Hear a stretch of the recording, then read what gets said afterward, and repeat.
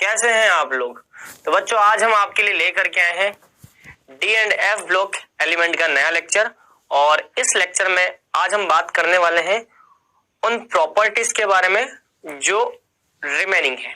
तो हमने कल की क्लास तक हमने बहुत सारी ऐसी चीजें थी जो कि कवर की।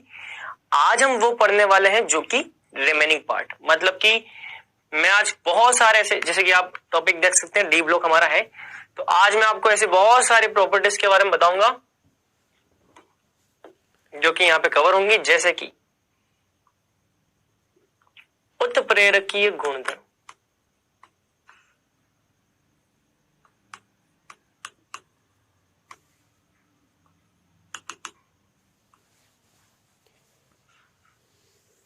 उत्प्रेरकीय गुणधर्म, कैटालाइटिक प्रॉपर्टी।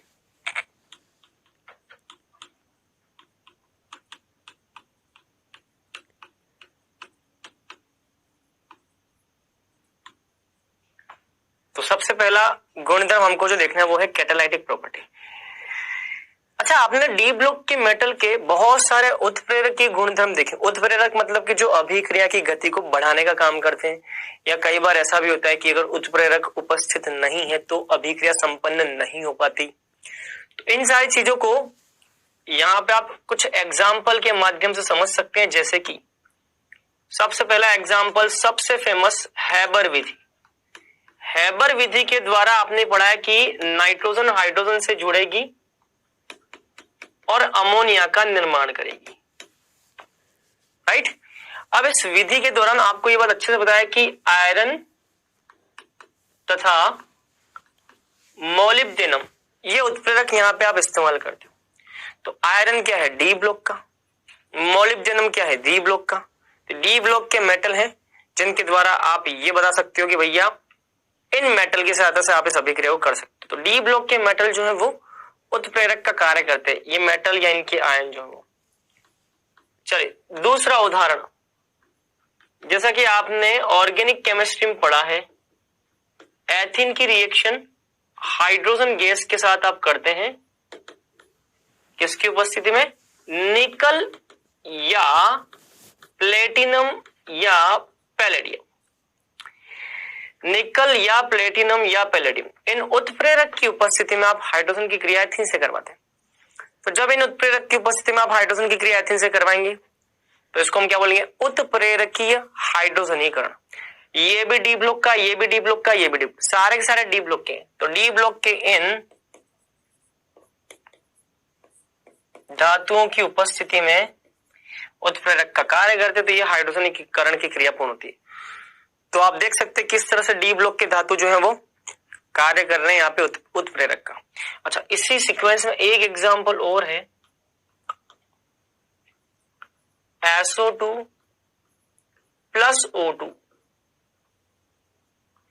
आप चाहे तो यहां ब्रैकेट में लिख सकते हैं। इस विधि का नाम क्या है? तो हैबर विधि। क्या है? हैबर विधि। अच्छा, इस विधि का नाम क्या है? तो इसको हम बोलते हैं, इस मेथड को हम क्या बोलते हैं? उत्प्रेरकीय हाइड्रोजनीकरण। उत्प्रेरकीय हाइड्रोजनीकरण,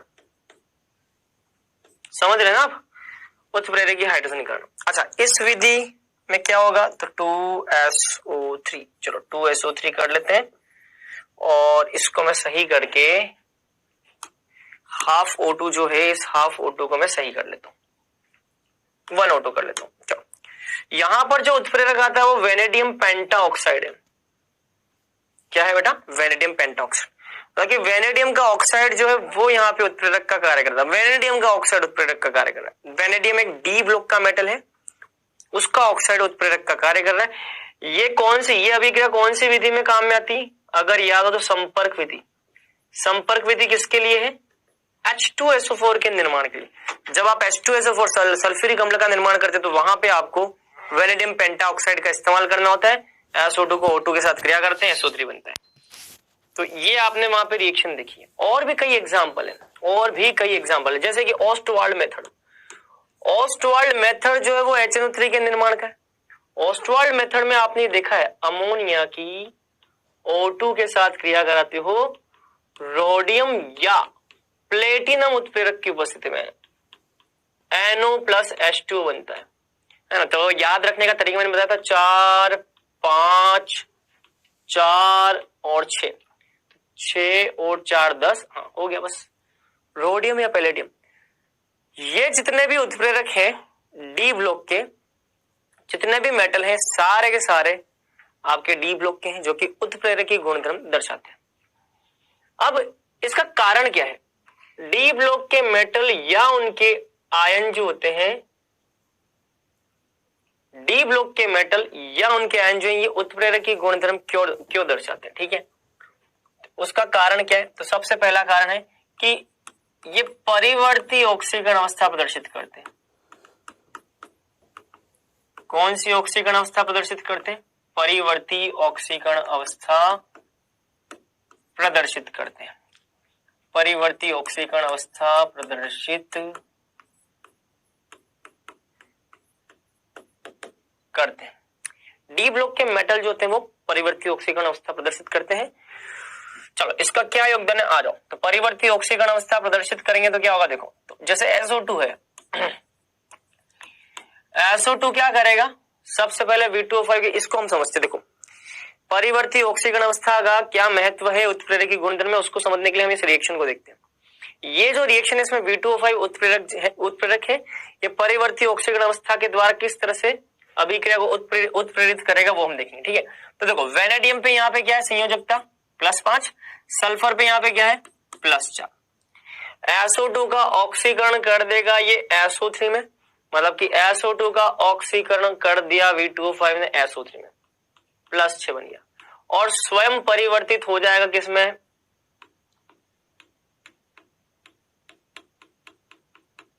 V2O5 में। किसमें बदल जाएगा बेटा? V2O5 में। अगर यहाँ पे 4 है तो ये 4 ऊपर चला जाएगा, V+4 हो जाएगा। अगर यहाँ पे 5 है तो ये +5 ऊपर चला जाएगा तो V+5 हो जाएगा। अब यहां से आपको क्या समझ में आई कि V2O5 जो है इसकी परिवर्ती ऑक्सीकरण अवस्था है, +5 भी दिखा रहा है, +4 भी दिखा रहा है, कुछ और भी दिखा सकता है, इसीलिए ये SO2 को क्या करता है? ऑक्सीकृत करता है। अब जो ये बनने वाला V2O4 है, ये जो बनने वाला V2O4 है, ये V2O4 O2 के साथ में क्रिया करके V2O5 का निर्माण कर लेता है फिर से। तो आपने स्टार्टिंग में V2O5 लिया था, लास्ट में फिर से क्या मिल गया? V2O5 मिल गया। अच्छा यहां पे +4 है तो ये +4 ये +5। तो मीनिंग ये है बेटा कि उत्प्रेरक वे पदार्थ हैं जो कि अभिक्रिया को या तो पूर्ण करवाएंगे या अभिक्रिया की गति को संपन्न करेंगे, अभिक्रिया की गति को बढ़ाएंगे, और साथ ही साथ इनका संगठन जो होता है वो भी अपरिवर्तित रहता है। देखो V2O5 पहले ये था और V2O5 बन गया, पहले V2O5 लिया था और V2O5 बन गया, जैसा लिया था वैसा का वैसा यहाँ पे बन गया। तो उत्प्रेरक की परिवर्ती ऑक्सीकरण अवस्था डी ब्लॉक के तत्वों की यहाँ परिवर्ती ऑक्सीकरण अवस्था है, इसलिए ये इस रिएक्शन को क्या कर रहे हैं? उत्प्रेरित कर रहे हैं। तो ये इसका एक मैकेनिज्म के थ्रू मैंने एग्जांपल बताया। इसके अलावा इनके पृष्ठिक क्षेत्रफल बहुत अधिक होते हैं। पृष्ठिक क्षेत्रफल का अधिक होना, पृष्ठिक क्षेत्रफल का अधिक होना भी इनके उत्प्रेरक की गुणधर्म के लिए जिम्मेदार है। परिवर्ती ऑक्सीकरण अवस्था प्रदर्शित करना, पृष्ठिक क्षेत्रफल का अधिक होना, ये दोनों। ठीक है, तो ये हो गया उत्प्रेरक की गुणधर्म। अब आते हैं एक नई प्रॉपर्टी में, एलॉय फॉर्मेशन।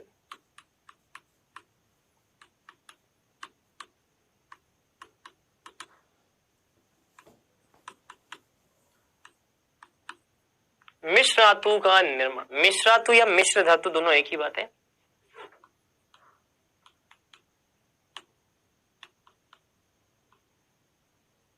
मिश्र धातु या मिश्र धातु का निर्माण। ठीक है, अब यार आपने कई तरह की मिश्र धातुएं पढ़ी होंगी, जैसे कि चलो पहले तो हम मिश्र धातु क्या होता है उसकी हम परिभाषा लिख लेते हैं।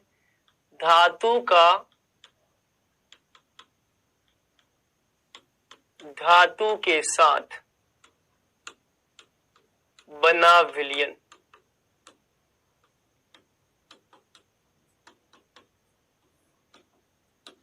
मिश्र धातु कहलाता है। क्या कहलाता है? मिश्र धातु। जैसे कि उदाहरण, पीतल सुना आपने? पीतल अंग्रेजी में क्या बोलते हैं? ब्रास। ये बना होता है कॉपर प्लस जिंक से।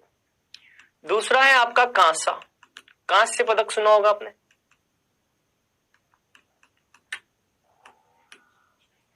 ब्रॉन्ज, ये बना होता है कॉपर प्लस टिन से। ठीक है। एक होता है मिश मेटल। मिश मेटल बना होता है cerium plus lanthanum plus magnesium से। तो आप देख सकते हो सीरियम ये F ब्लॉक का है, लेकिन लेंथेनम ये D ब्लॉक का है। D ब्लॉक के धातु जो है यहाँ पर किसका काम कर रहे हैं? एलॉय के निर्माण का काम कर रहे हैं। अच्छा, अब क्वेश्चन ये आता है कि D ब्लॉक के धातु एलॉय का निर्माण क्यों करते हैं? क्या रीजन है इसका? तो वह धातु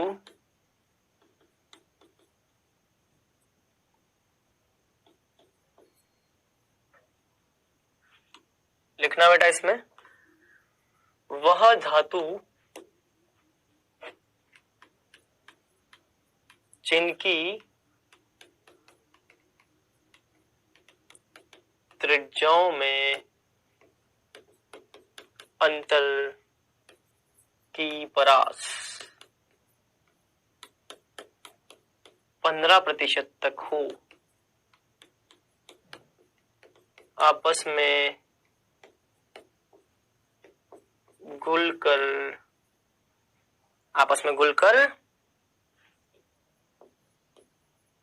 मिश्र धातु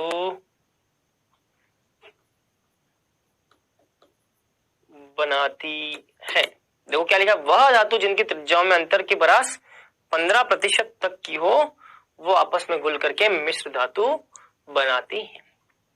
तो ये हो गया एलॉय फॉर्मेशन। नोट कर लो फटाफट जल्दी से। चलिए यहां तक की बात फिनिश। आ जाओ, तो उत्प्रेरकी गुणधर्म हो गया, एलॉय फॉर्मेशन हो गया। अब नेक्स्ट परमाणु आकार या परमाणु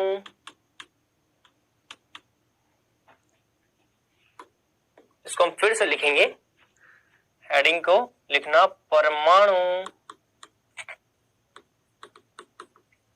आकार या परमाणु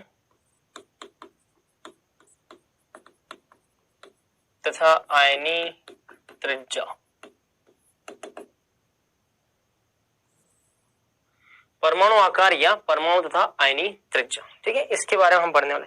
वैसे तो डी ब्लॉक के धातु की परमाणु त्रिज्या के बारे में मैं आपको पहले कई बार बता चुका हूं पीरियोडिक टेबल के अंदर, लेकिन मैं थोड़ा सा आपको रिवाइज करवा देता हूं।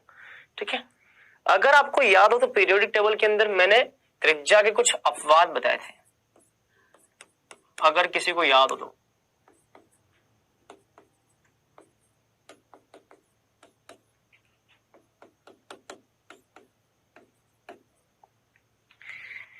मैंने आपको ये बात बोली थी कि अगर त्रिज्या की बात करें तो आवर्त में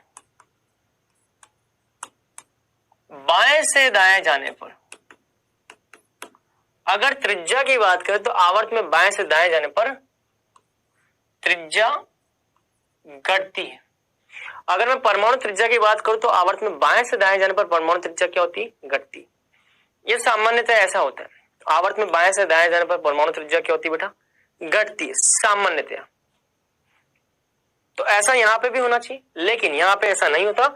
ये एक अपवाद है, मैं आपको बता चुका हूं। मैंने आपको बताया था कि स्कैंडियम से मैंगनीज तक तो परमाणु त्रिज्या घटती है, लेकिन याद करो मैंने बताया था आपको कि आयरन से निकल तक परमाणु त्रिज्या लगभग समान रहती है, और फिर कॉपर से जिंक तक जाओगे तो फिर से परमाणु त्रिज्या बढ़ेगी। ये अपवाद मैं आपको लिखवा चुका हूं। ये होता है भैया 3D श्रेणी के अंदर आवर्त में बाएं से दाएं जाने पर। ठीक है, एक अपवाद मैंने आपको और बताया था 3D श्रेणी, 4D श्रेणी और 5D श्रेणी के लिए। मैंने आपसे एक बात बोली थी आवर्त सारणी के अंदर कि वर्ग में नीचे जाने पर, मैंने आपसे बोला था कि वर्ग में नीचे जाने पर, है ना, top to bottom, top to bottom, वर्ग में ऊपर से नीचे जाने पर परमाणु त्रिज्या जो है वो सामान्यतः इंक्रीज होती है। क्या होती है? इंक्रीज होती है, जनरली इंक्रीज होती है। लेकिन लेकिन लेकिन यहां पे क्या होगा? यहां पे नीचे जाने पर इंक्रीज नहीं होगी। मतलब कि सबसे ऊपर है 3D श्रृंखला, फिर है 4D श्रृंखला और फिर है 5D श्रृंखला। मैंने आपसे बात बोली थी कि यहाँ पे नीचे जाने पर परमाणु त्रिज्या इंक्रीज नहीं होती। यहां पर नीचे जाने पर परमाणु त्रिज्या 3D से 4D में तो इंक्रीज होती है, लेकिन 4D और 5D के परमाणु त्रिज्या लगभग बराबर होती है, अगर आपको याद हो तो।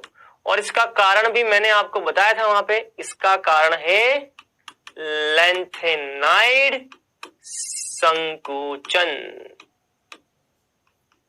Lanthanide contraction.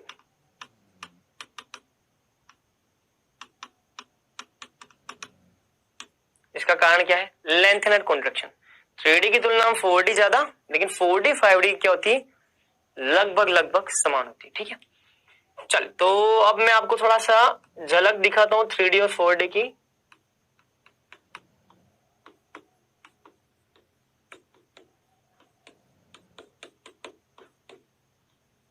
थ्री डी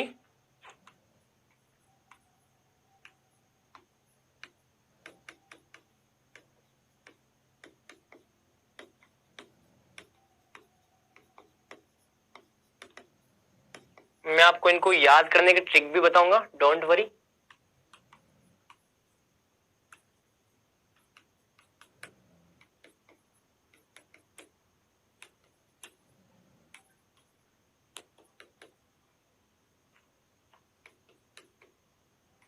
ठीक है, चलो मेरे ख्याल से आपने इसको नोट कर लिया होगा। ठीक है, तो ये 3D श्रृंखला है, उसके नीचे 4D है, उसके नीचे 5D। ध्यान रखना 3D श्रृंखला की तुलना में 4D की ज्यादा होती है, लेकिन 4D और 5D की त्रिज्या लगभग लगभग क्या होती है? समान। 3D की तुलना में 4D की ज्यादा, 4D और 5D की त्रिज्या लगभग समान। ज्यादा ज्यादा ज्यादा ज्यादा ज्यादा ज्यादा ज्यादा, लेकिन इनकी होती है लगभग समान, लगभग समान, लगभग समान, लगभग समान, लगभग समान, लगभग समान होती है। तो ये ध्यान रखना भैया, इनके अंदर ये ट्रेंड पाया जाता है, ये क्रम है।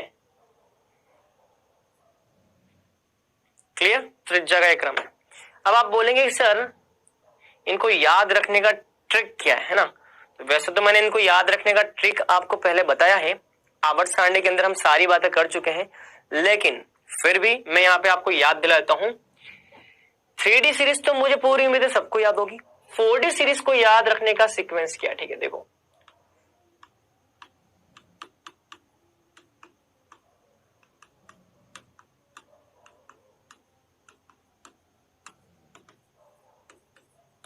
4D सीरीज को याद रखने का सीक्वेंस क्या है? ठीक है, तो देखो यार जरा निभाना मोहब्बत ताकि रूठे रहे पड़े, रूठे रहे पड़े आज चंद्रकांत। ठीक है, अब देखो यार को हम बोलते इट्रियम, जरा को हम बोलते जर्कोनियम, निभाना नायोबियम, मोलिब्डेनम, टेक्नीशियम बोल के ही बता रहा हूं, ruthenium, rhodium, palladium, silver, argentum, cadmium. Clear? चलो अब आते हैं 5D पे आते हैं। ला, हफ्ता, वरना, रह उस इरिटेटिंग पाताल लोक में और मर जा। ठीक है, अब देखो क्या ट्रिक हो जाएगी। ला, हफ्ता, वरना रह उस इरिटेटिंग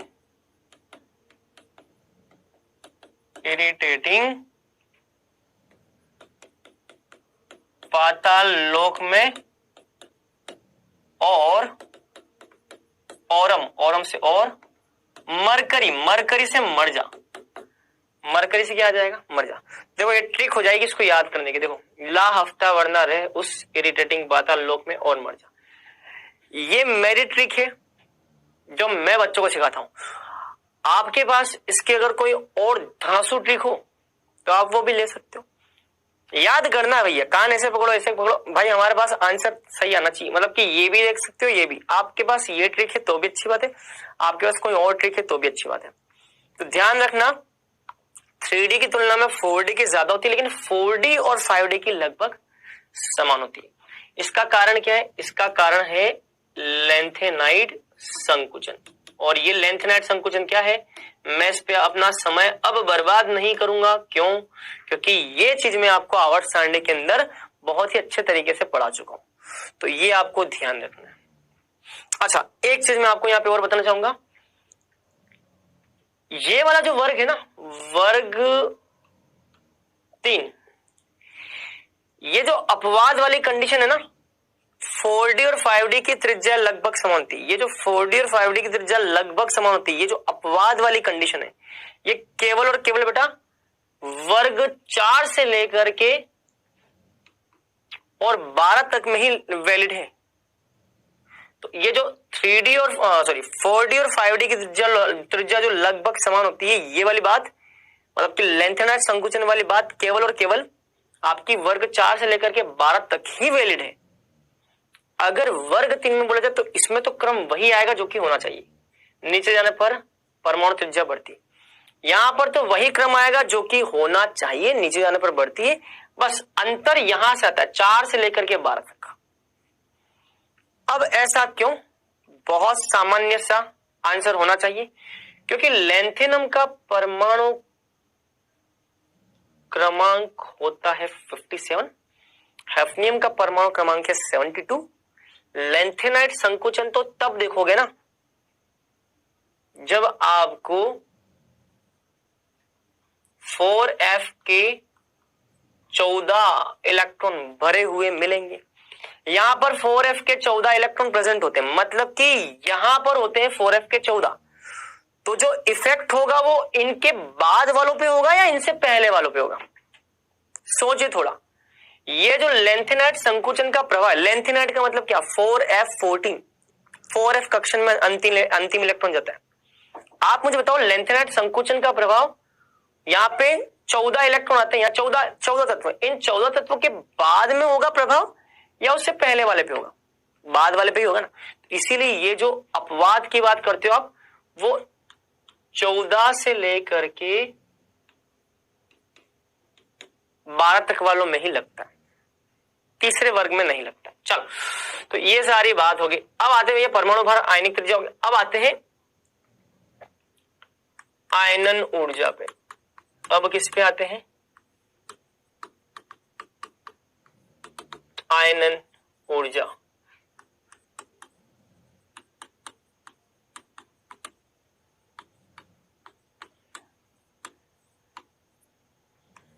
आयोनाइजेशन एनर्जी। किस पे आते हैं बेटा हम? आयोनाइजेशन एनर्जी पे। अब आयनन ऊर्जा के लिए भी हम कुछ इसी तरह की बात करते हैं। अगर आपको याद हो तो 3D, 4D और 5D श्रेणी के अंदर हमने इसी तरह की कुछ चर्चा वहां पे भी की थी, आवर्त सारणी के अंदर। याद करो, मैंने आपसे बोला था कि वर्ग में जब आप नीचे की तरफ जाते हो, याद आ रहा है? वर्ग में नीचे जाते हो तो मैंने आपसे बोला था कि आयनन ऊर्जा जो होती है वर्ग में नीचे जाने पर घटती है, डिक्रीज होती है ना। तो हमें ऐसा लगता है कि वर्ग में नीचे जाने पर आयनन ऊर्जा यहां भी डिक्रीज होनी चाहिए, लेकिन यहां ऐसा नहीं होता। 3D से 4D में तो डिक्रीज होती है, लेकिन 4D से 5D में डिक्रीज होने की जगह इंक्रीज हो जाती है। और इसका कारण क्या है?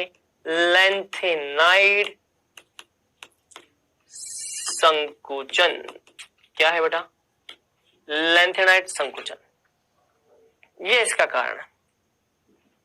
ये आपको ध्यान रखना। जैसे कि मान लो मैंने आपसे बोला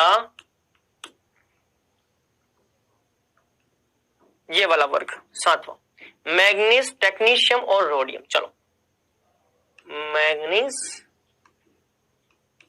टेक्नीशियम और रोडियम, ये 3D सीरीज का है, ये 4D सीरीज का है,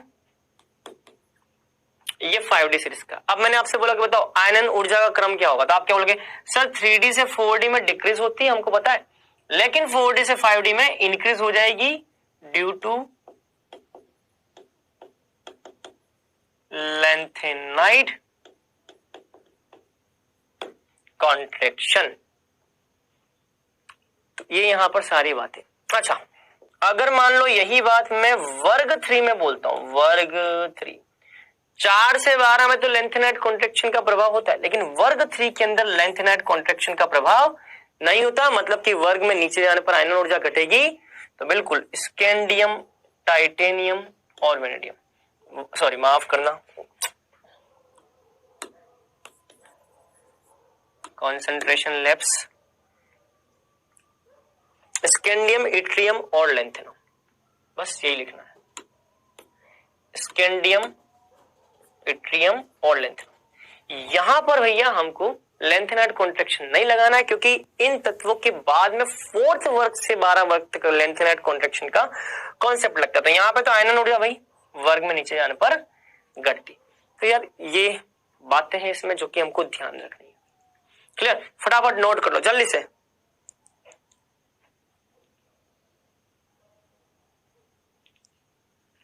चलिए अब अगले गुणधर्म पे आते हैं। अगला प्रॉपर्टी है चुंबकीय गुण।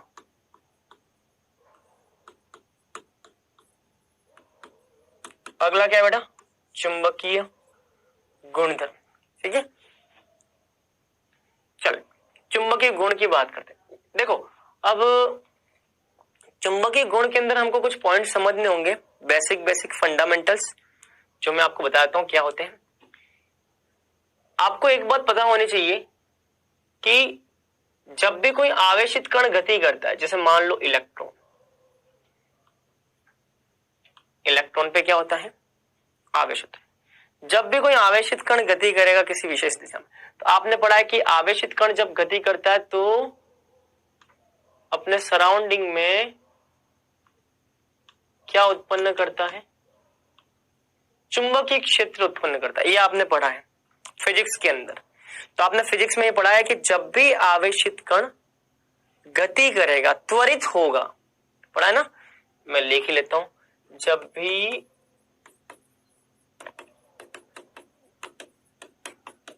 आवेशित कण त्वरित होगा तो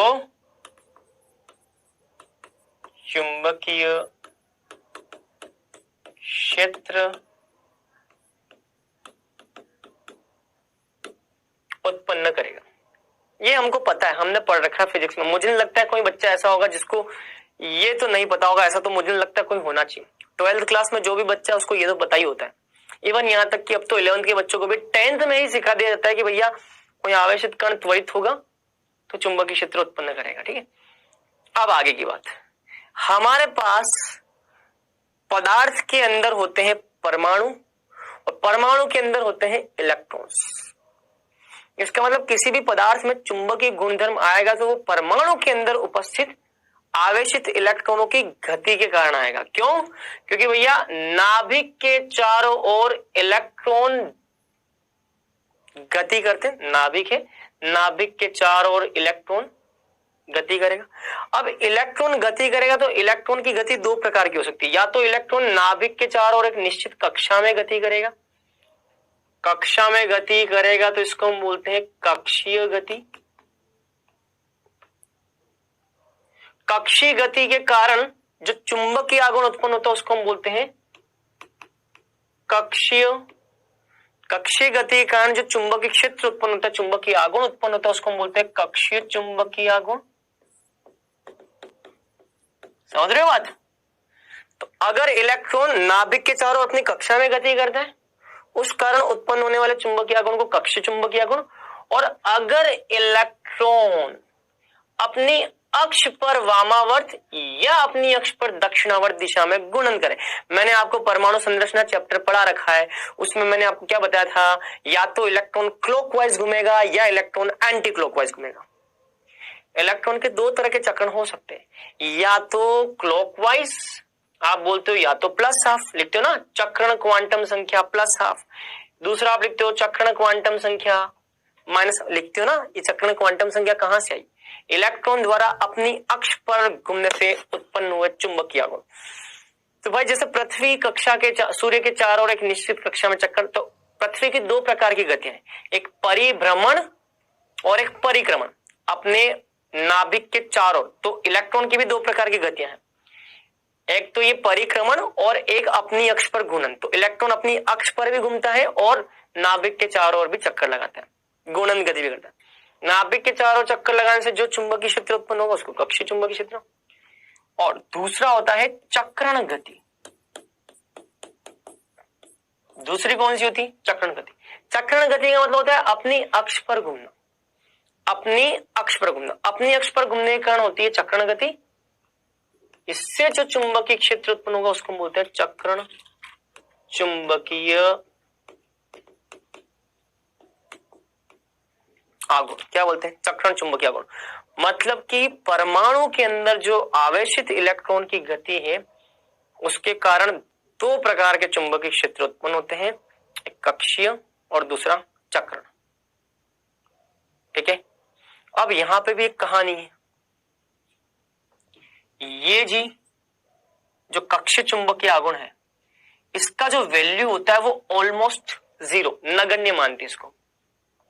क्यों नगण्य मानते हैं, क्यों नगण्य नहीं मानते, इसकी कहानी बड़ी कक्षाओं में पढ़ी जाती है। जैसे कि हमने अपना मास्टर जब किया तब हमने पढ़ा था कि भैया इसका चुंबकीय आघूर्ण नगण्य होता है, क्यों होता है। तो उसकी एक अलग कहानी है, उसके लिए अलग हम किसी दिन सेशन ले लेंगे, उसको हम यहाँ पे अपनी इस रेगुलर क्लास में नहीं पढ़ेंगे क्योंकि उसका कोई महत्व नहीं है, हमारे एग्जाम में नहीं आता, हमारे सिलेबस से बाहर है, आउट ऑफ सिलेबस। तो ये नगण्य होता है, क्यों, इसको हम बात नहीं करेंगे।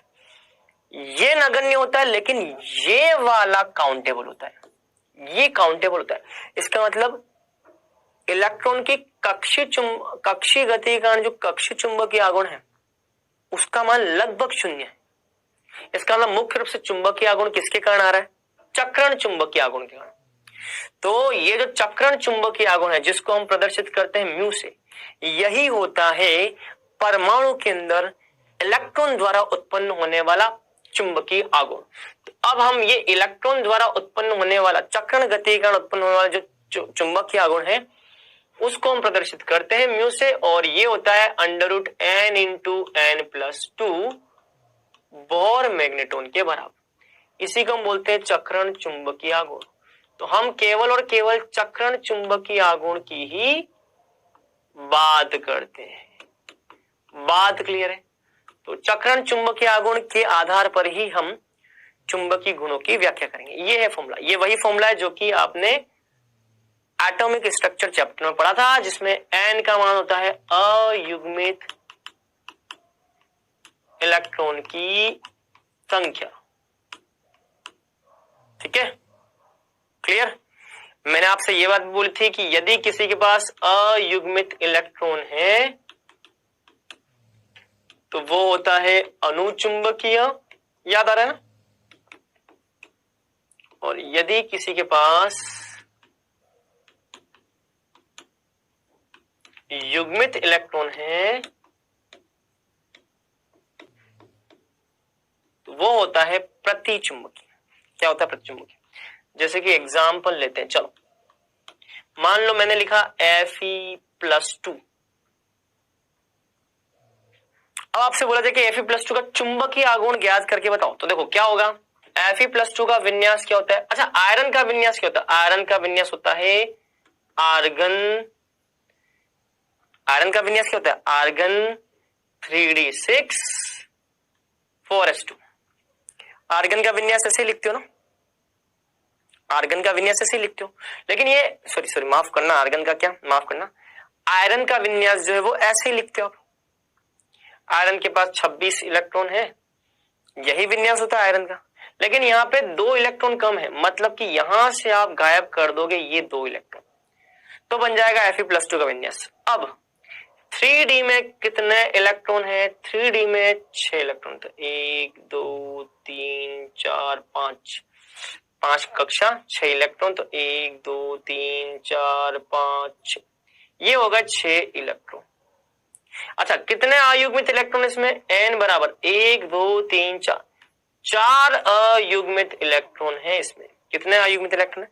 4 अयुग्मित इलेक्ट्रॉन। अगर इसके बाद 4 अयुग्मित इलेक्ट्रॉन है तो बताओ चक्रण चुंबकीय आघूर्ण कितना आएगा? n into n plus 2, n का मान कितना? 4, 4 प्लस 2, बोर मैग्नेटोन कितना आ गया? 24 बोर मैग्नेटोन, ये आ जाएगा। इस तरह से आप चक्रण चुंबकीय आघूर्ण निकाल सकते। चलो एक एग्जांपल और करेंगे यहाँ पे, आप मुझे इसका चक्रण चुंबकीय आघूर्ण निकाल करके बताइए। कॉपर +2 का, चल इसका चक्रण चुंबकीय आघूर्ण क्या है बताओ। अच्छा, और जिसके पास भी अयुग्मित इलेक्ट्रॉन है, जैसे 4 अयुग्मित इलेक्ट्रॉन, तो ये क्या हो जाएगा? अनुचुंबकीय।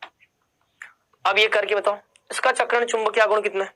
पहले इसका विन्यास लिखो, देखो कितने अयुग्मित इलेक्ट्रॉन है, फॉर्मूले में रखो और आंसर निकालो। करो, करिए इसको फटाफट।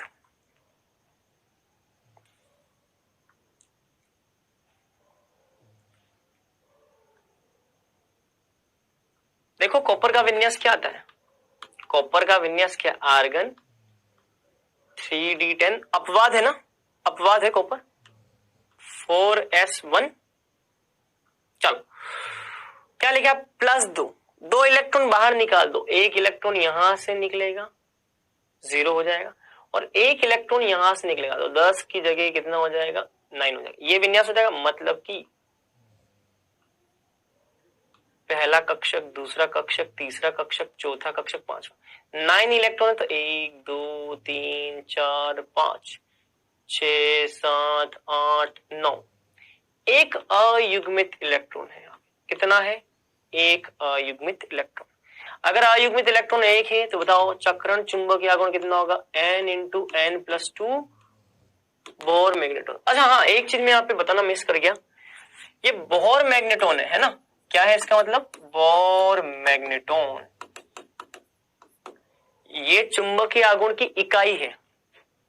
बोर नामक वैज्ञानिक ने इसके बारे में सबसे पहले छापा अपने रिसर्च पेपर में, उसके नाम पर बोर मैग्नेटोन, इसकी इकाई है चक्रण चुंबकीय आघूर्ण की, तो बोर मैग्नेटोन। चलो बस अब कुछ नहीं करना, म्यू बराबर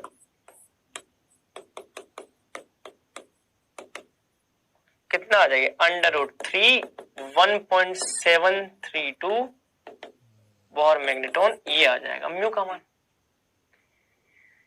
इस तरह से आप इसको सॉल्व कर सकते हो। चलो तो ये हो गया क्या आपका चक्रण चुंबकीय आघूर्ण। चुंबकीय आघूर्ण क्या होता है, किस तरह से हम देखते हैं उसकी पूरी कहानी। ठीक है, चलो प्रॉपर्टी हो गई पूरी समाप्त। अब हम बात करेंगे इससे आगे की। इसमें कुछ नोट करना चाहो तो नोट कर लो, नोट करना नोट कर लो।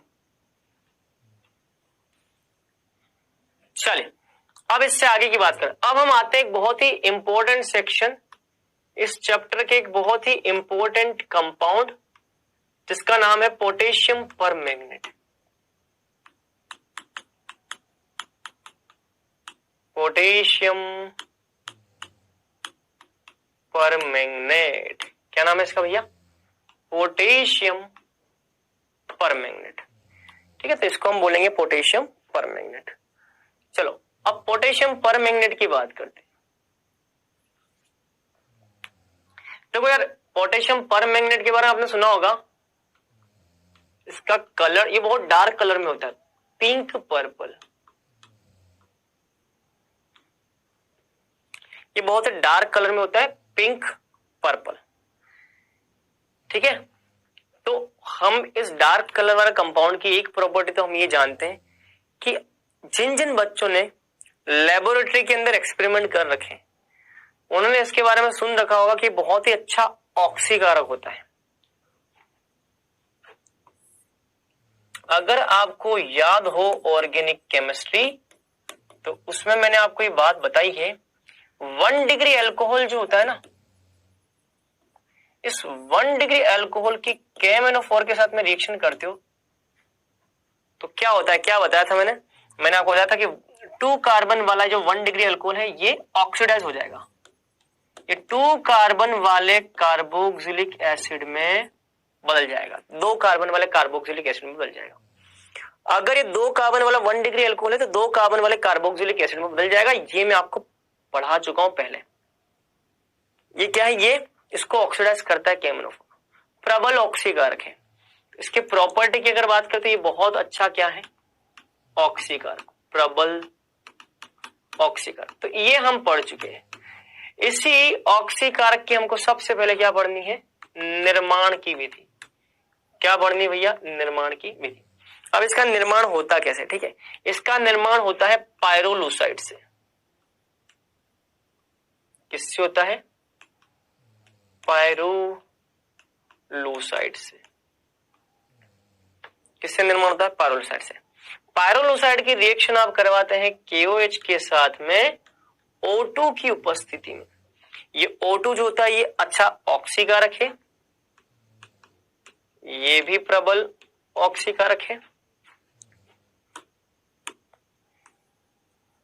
क्या है ये भी एक ऑक्सीकारक है। ऑक्सीकारक क्या करता है, दूसरों का ऑक्सीकरण करता है और खुद का क्या हो जाता है, अपचयन। तो ये करेगा इन भाई साहब का क्या, ऑक्सीकरण। कैसे करेगा, ये वाला व्यक्ति उसका ऑक्सीकरण करेगा तो ये बदल जाएगा K2MnO4 प्लस इसका हो जाएगा क्या, इसका हो जाएगा अपचयन, ये बन जाएगा वाटर में, मतलब कि -2 आएगा। तो ऑक्सीजन का तो हो गया क्या, अपचयन, और मैंगनीज यहां पर +4 में, +4 से इसका हो गया क्या, +6 में ऑक्सीकरण। मैंगनीज पे आवेश कितना, +4, कैसे आया बताइए आपको, ऑक्सीजन का -2 होता है, -2 × 2 -4, -4 अगर दाईं तरफ जाएगा तो +4, तो +4 हो गया।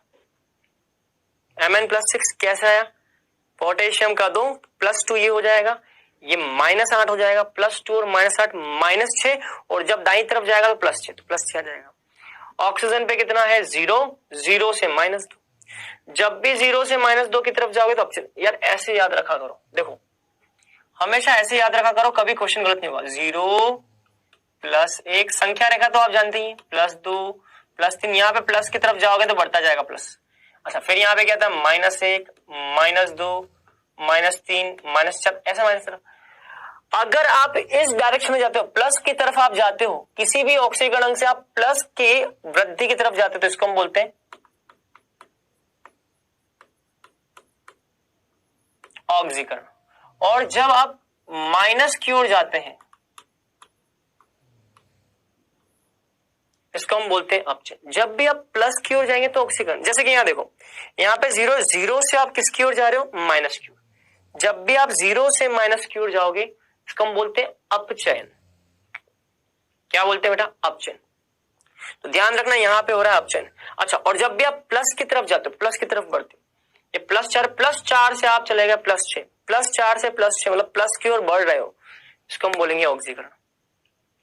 तो इस रिएक्शन में ये है पायरोलुसाइड और ये है आपका मैंगनेट, पोटेशियम मैंगनेट बोलते हैं इसको बेटा, मैंगनेट। क्या बोलते हैं, मैंगनेट। मैं काम करता हूं इसको, चलो यहां तो लिखा रहने दो, मैं इसको साइड में प्रॉपर तरीके से लिख लेता हूं, हटाई दो इसको यहां से, मैं यहां पे लिखता हूं K2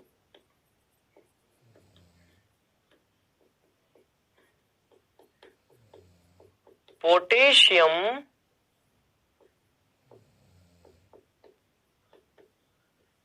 मैग्नेट, इसको हम बोलते हैं पोटेशियम मैग्नेट। और पोटेशियम मैग्नेट पे ऑक्सीकरण क्या है, +6। इसको हम क्या बोलते हैं, पायरोलुसाइड। तो पायरोलुसाइड को क्षार की उपस्थिति में O2 के साथ क्रिया करते हो, पोटेशियम मैग्नेट बनता है।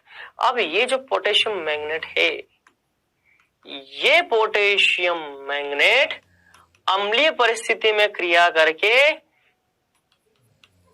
परमैंगनेट का निर्माण करता है। किसका निर्माण करता है बेटा, परमैंगनेट का, पोटेशियम परमैंगनेट का ये निर्माण करता है। इस तरह से आप यहां रिएक्शन में देख सकते हो पोटेशियम परमैंगनेट का निर्माण होता है। तो पोटेशियम परमैंगनेट कैसे बनता है उसकी पूरी मेथड है। अब आप बोलोगे सर इसमें आपने बैलेंसिंग तो किया ही नहीं है। एक बात ध्यान रखना, यहाँ पे अभी आपको फिलहाल बैलेंसिंग नहीं करनी है, क्योंकि बैलेंसिंग के लिए हम एक चैप्टर पढ़ने वाले हैं रेडॉक्स रिएक्शन। रेडॉक्स रिएक्शन की बैलेंसिंग कैसे होती है उसके दो मेथड होते हैं, एक तो ऑक्सीकरण अंक मेथड और दूसरा होता है आयन इलेक्ट्रॉन मेथड। आपको तब तक बैलेंसिंग के लिए टेंशन नहीं लेना है। सर एग्जाम में कैसे करेंगे, एग्जाम में आपको बैलेंसिंग पे यहाँ पे क्वेश्चंस इस चैप्टर से बिल्कुल नहीं पूछा जाएगा। जब तक नीट आएगा तब तक तो हम रेडॉक्स रिएक्शन कंप्लीट कर ही लेंगे। तो बस हमारा ये जैसे ही 12th फिनिश होता था उसके बाद में हम रेडॉक्स रिएक्शन पढ़ेंगे। तो अभी आपको इसमें बैलेंसिंग बिल्कुल नहीं करनी, 1% भी कहीं बैलेंसिंग के लिए परेशान नहीं होना है। आपको बस इतना ध्यान रखना है कि कौन सा कंपाउंड किस कंडीशन में किस में बदलता है।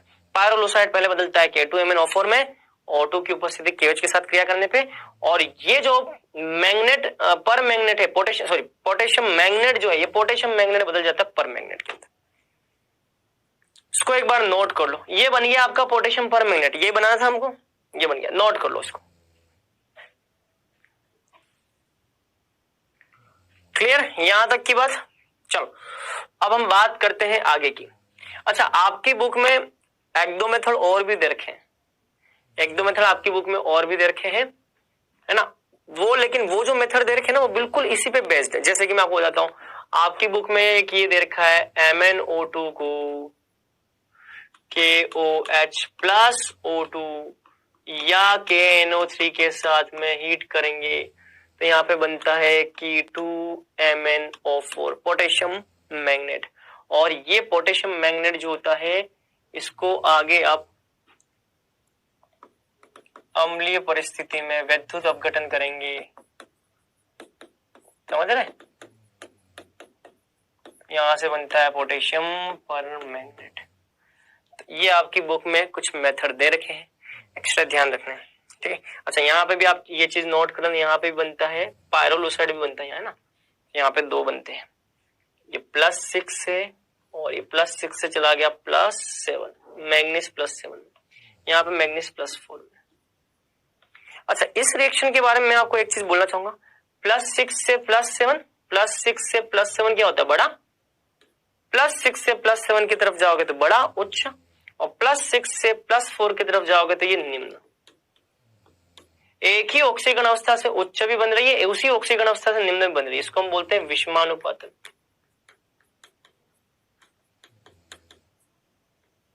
विषमानुपातन की अभिक्रिया। तो विषमानुपातन भी भैया इसका, विषमानुपातन द्वारा भी इसका निर्माण होता है, ठीक है। तो ये पूरी कहानी है जो आपको ध्यान रखनी। तो ये आ गया MnO2, क्लियर। चलिए अब बात करते हैं हम आगे की। चलिए अब यहाँ पे एक चीज मैं आपको बताना चाहूंगा इसके गुणधर्म के बारे में। आप सभी को एक चीज पता होनी चाहिए कि पोटेशियम परमैंगनेट प्रबल ऑक्सीकारक है, जो कि आपको मैं ऑर्गेनिक केमिस्ट्री के अंदर भी पढ़ा चुका हूं। ये प्रबल ऑक्सीकारक है, इसीलिए जितने भी रिएक्शंस हम करेंगे यहाँ पे उसमें ये KMnO4 क्या करेगा, दूसरों को तो ऑक्सीकृत करेगा, खुद का अपचयन होगा। जैसे कि फॉर एग्जाम्पल C2O4-2, इसको हम बोलते हैं ऑक्जेलेट आयन। ऑक्जेलेट आयन को पोटेशियम परमैंगनेट जो होता है मैग्नेट आयन, MnO4- आयन, ये MnO4- आयन जो है ये ऑक्जेलेट का करता है क्या, ऑक्सीकरण। ऑक्जेलेट के अंदर कार्बन का ऑक्सीकरण अंक निकालेंगे आप तो क्या आएगा, +3, निकाल करके देख लेना आप। और ये जो +3 है तो +3 से ये बदल जाएगा +2 में, यहां पे ऑक्सीकरण अंक आएगा +4। तो आप देख सकते हो कार्बन +3 से बदल गया +4 में, कार्बन का हो गया ऑक्सीकरण।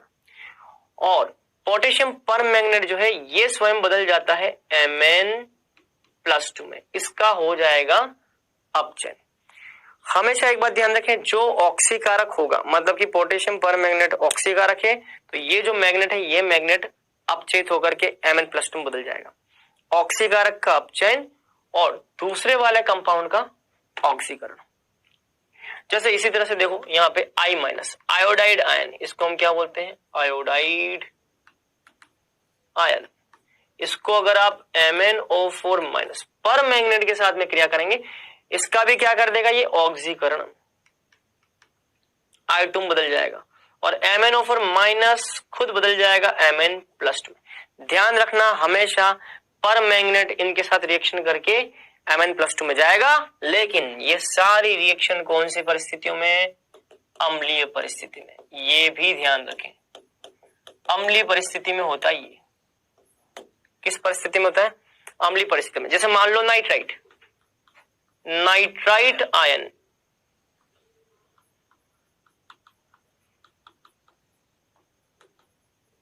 नाइट्राइट आयन, इसकी रिएक्शन MnO4 माइनस के साथ करेंगे तो ये नाइट्राइट आयन किस में बदल जाएगा, NO3 माइनस में।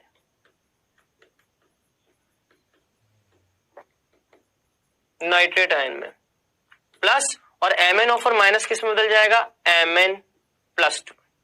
MnO4 माइनस बदल गया Mn+2 में, और नाइट्रेट आयन किस में बदल गया, नाइट्रेट आयन में। क्लियर। इसी तरह से देखो ऑक्सीकरण हो गया, इसका ऑक्सीकरण हो गया नाइट्रेट में, ये +3 में था, नाइट्रोजन यहाँ +3 में था, यहाँ नाइट्रोजन किस में आ गया, +5 में। जब भी प्लस की तरफ जाओगे ऑक्सीकरण, जब भी प्लस की ओर जाओगे, देखो माइनस से क्या आ गया, 0, माइनस से 0, माइनस से आप 0 की ओर जा रहे हो, प्लस की ओर जा रहे हो, मतलब कि ऑक्सीकरण। अच्छा, इसमें एक चीज और है, जैसे मान लो H2S का MnO4 माइनस क्या करेगा, ऑक्सीकरण। H2S बदल जाएगा सल्फर में और MnO4 माइनस बदल जाएगा Mn+2 में। ये जितने भी रिएक्शंस में बता रहा हूं सारी की सारी अम्लीय परिस्थिति में है, इन एसिडिक मीडियम। किसमें होती है सब, एसिडिक मीडियम में। क्लियर यहां तक की बात। चलो, तो ये सब तो हो गई आपकी एसिडिक मीडियम में रिएक्शन। अच्छा, इनके अलावा हमें एक चीज और ध्यान रखनी है, वो ये, अच्छा मैं पहले ही बोल चुका हूं, इनको हम बैलेंसिंग नहीं कर रहे हैं अभी, आपको किसी को भी इनको बैलेंस नहीं करना है, अभी किसी को भी इसे बैलेंस बिल्कुल नहीं करना है। बैलेंसिंग का पार्ट हम कंप्लीट करेंगे रेडॉक्स रिएक्शन में, क्योंकि जब वो सिखाऊंगा तब तो कर पाओगे ना, तो उसके लिए हमको एक अलग टॉपिक रेडॉक्स रिएक्शन में पढ़ना पड़ेगा, बैलेंसिंग। उससे पहले हम आते हैं 3 अलग अलग कंडीशन में। तो देखो मैंने आपको क्या बताया, इन एसिडिक मीडियम, मैंने आपको बताया कि इन एसिडिक मीडियम अम्लीय परिस्थिति के अंदर MnO4 माइनस जो है ये किस में बदलता है बेटा, Mn+2 में बदलता है। अगर मान लो मैं परिस्थिति ले लेता हूं उदासीन या दुर्बल क्षारीय, दुर्बल क्षारीय माध्यम में MnO4 माइनस किस में बदलता है, MnO2 में प्लस फॉर्म बदलता है। और इसी तरह से एक होता है प्रबल क्षारीय। अगर आपको परिस्थितियां प्रबल क्षारीय दे रखी हो तो प्रबल क्षारीय माध्यम में MnO4 माइनस जो है, प्रबल क्षारीय परिस्थिति में MnO4 माइनस जो है ये MnO4 माइनस बदल जाएगा Mn+6 में। किसमें बदल जाएगा बेटा, Mn+6 में। तो आप देख सकते हो कि अलग अलग मीडियम के अंदर मैंगनीज अलग अलग प्रकार की ऑक्सीकरण अवस्था में परिवर्तित हो रहा है। एसिडिक मीडियम में, अम्लीय माध्यम में +2 में कितने का अंतर आ रहा है, मैंगनीज +7 में था, +7 से +2 मतलब कि इसने 5 इलेक्ट्रॉन ग्रहण किए। कितने इलेक्ट्रॉन ग्रहण किए, 5 इलेक्ट्रॉन अगर ग्रहण करेगा तो 7 में -5 होगा तो कितना आएगा, +2। अब आप बोलोगे सर ग्रहण किए तो जुड़ेगा ना, नहीं बेटा, इलेक्ट्रॉन पे माइनस है तो 5 इलेक्ट्रॉन मतलब कि -5 +7 में -5 हुए तो +2। चलो यहाँ पे देखो, यहाँ पे भी ये +7 से +4 कितने इलेक्ट्रॉन ग्रहण किए, 3 इलेक्ट्रॉन। यहां देखो +7 से +6 में कौन होता है, मैग्नेट आयन होता है। ये मैग्नेट हमेशा किस में होता है, मैग्नेट आयन +6 में होता है।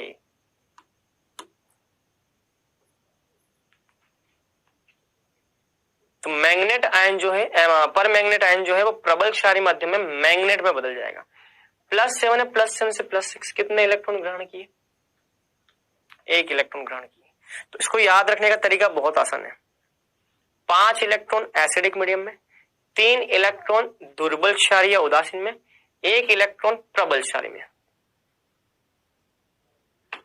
3 रिएक्शन से इन तीनों को हमको ध्यान रखना है। क्लियर? तो ये याद रखें, आप नोट कर लो इसको फटाफट।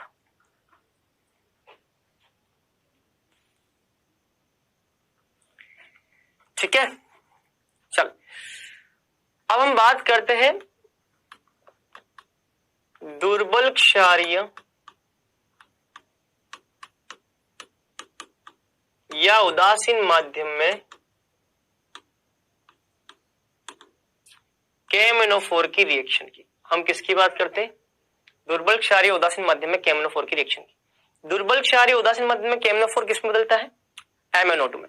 ध्यान रखना, MnO4 बदल जाता है किसमें? MnO2।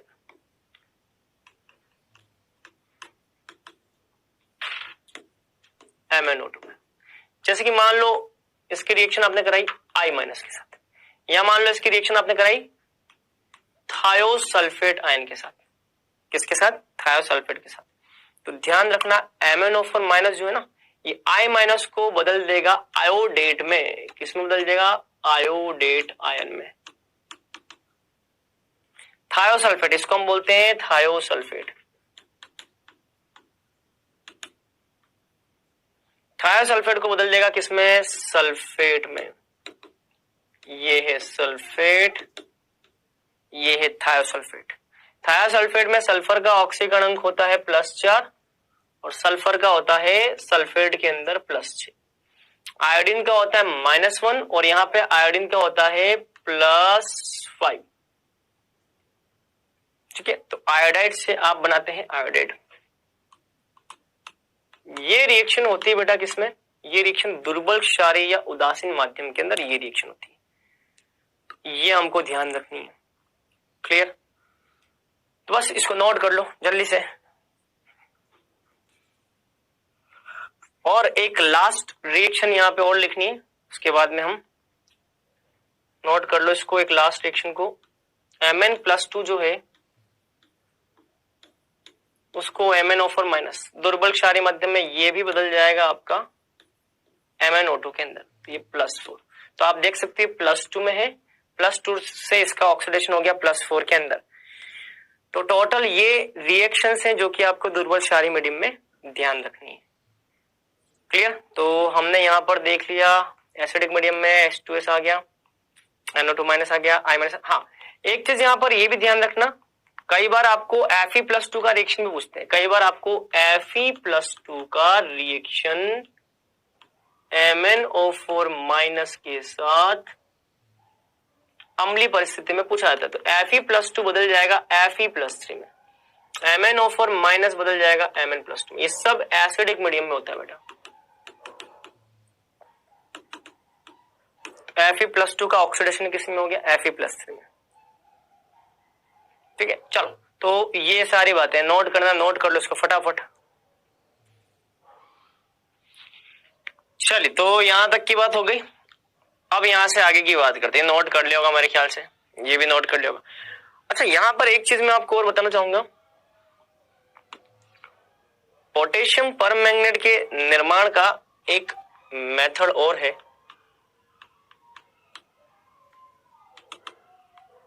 ठीक है, निर्माण का एक मेथड और है, जैसे कि मैग्नेट से, पोटेशियम मैग्नेट से।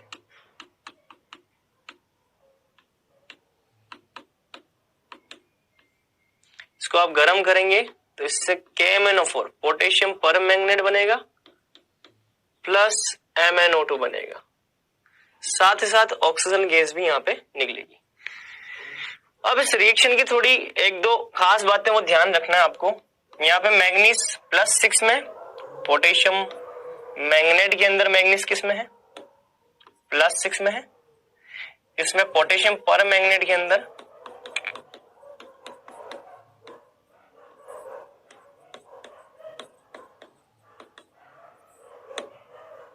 +7 में है। यहाँ पे मैग्नीज +4 में। तो आप देख सकते हो +6 से +7 और +4 दोनों में जा रहा है ये। ठीक है, साथ ही साथ ऑक्सीजन यहाँ पे जीरो ऑक्सीडेशन स्टेट में बन रहा है। तो ये सारी बातें हैं जो कि आपको ध्यान रखनी है। इस तरह से भी आप पोटेशियम मैग्नेट पर मैग्नेट बना सकते हो। इसके अलावा और बाकी जो मैंने निर्माण की विधि आपको बता रखी वो आपको ध्यान रखनी है। क्लियर? चलिए तो अब आते हैं थोड़ा क्विज पर। क्विज का question number first, D block के तत्वों का गुण कौन सा है? रंग प्रदर्शित करना, संकुल बनाना, उत्प्रेरकी गुणधर्म या सभी? कौन सा गुणधर्म डी ब्लॉक के तत्वों का है? रंग प्रदर्शित करना, संकुल बनाना, उत्प्रेरकी गुणधर्म या सभी?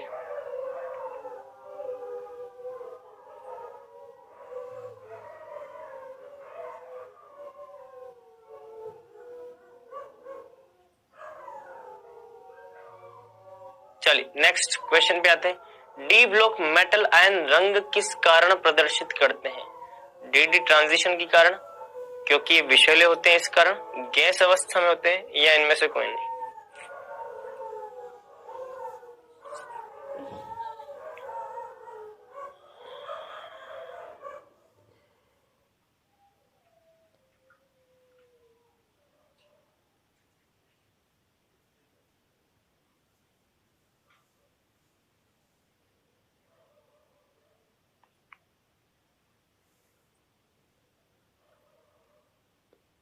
चलिए आते हैं पहले क्वेश्चन पे। डी ब्लॉक के तत्वों का गुण क्या है? भाई ये रंग भी प्रदर्शित करते हैं, संकुल भी बनाते हैं, उत्प्रेरकी, सब कुछ सारे।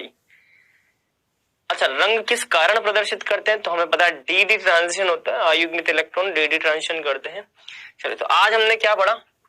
आज हमने गुणधर्मों के बारे में पढ़ा, लेकिन सबसे खास पोटेशियम परमैंगनेट के बारे में पढ़ा। पोटेशियम परमैंगनेट की कुछ एक दो रिएक्शंस और इसके उपयोग जो है वो हम अगली क्लास में देखेंगे।